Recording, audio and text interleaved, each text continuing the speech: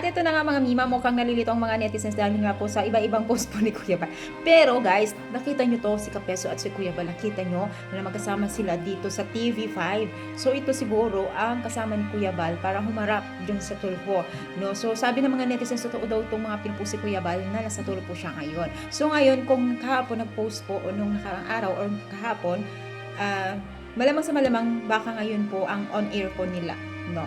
So sabi, ngayon daw sabi ng mga netizens. So abangan natin po sa Tulfo at live nila kasi alam naman natin mga mima na talaga naman pong marami pong susubaybay nito kasi syempre naumpisahan po nila Beyonce na ano. So ngayon in-invite din po ni Tulfo o ang Tulfo team so si Kuya Bal para pumunta doon siguro para magkaroon din po ng paliwanag ang bawat panig, no? So maganda rin po ito para lahat or ma-explain po sa on air kasi syempre iba-iba kasi talaga yung mga paratang or what else kung sino man yung mga nasa likod nito or kung ano man talaga yung tunay na kaganapan kasi sobrang gulo, no? Sobrang gulo talaga, marami po talagang naguguluhan sa mga issue ngayon sa Team Kalingap, no?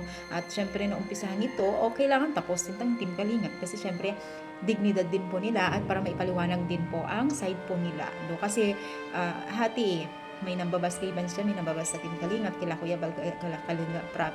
So, kumbaga, may iba-iba din pong pangalan na nadadawit at syempre may mga nakikialam din, ganyan. So, ang dami po talagang naganap dito sa pagpapatulpo ni Labianse. So, sana matapos na yung issue, ngayon pumunta sila Kuya Bal sa sa Tulpo team, no? Kasi ang dami po talagang naglalabasan mga issue, nagkakanda labasan na yung mga baho ng bawat isa, pero syempre ito this is it na mga mima na maipaliwanag din ang bawat side ng isa at maganda yun mga mima, kaya kung kayo manood kayo mamaya, baka mamaya on air na po yan sa Tulpo.